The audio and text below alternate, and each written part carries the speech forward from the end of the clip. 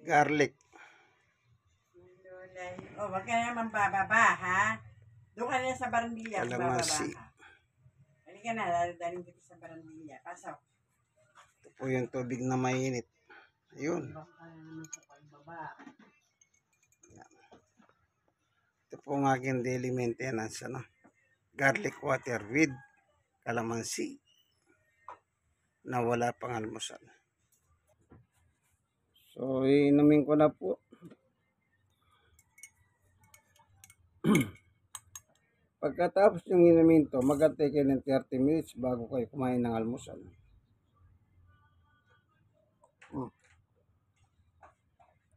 Pagkain na ng init ng bibig nyo.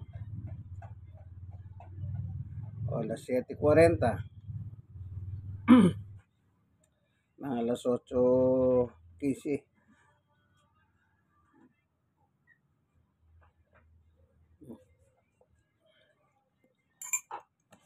Ito yung pinipiga ko kalamansi. Ito. Bawang.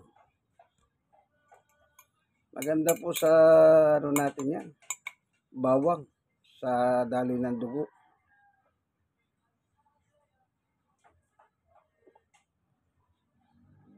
Yung kalamansi naman, vitamin C. Pampalakas na resistensya. Panlabas sa mikrobyo, bakterya.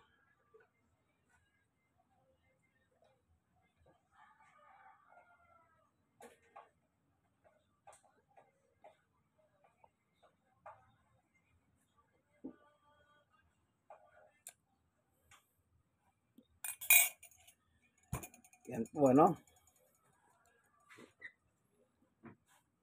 aking daily maintenance. Garlic water with kalamansi. Po. Yan.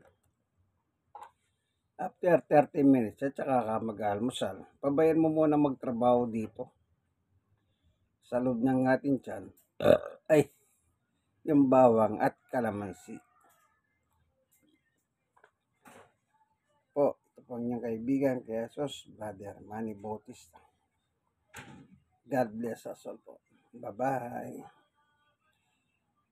Sa gabi, ganyan din po, bago ako matulog, umiinom din ako ng garlic water with kalamansi.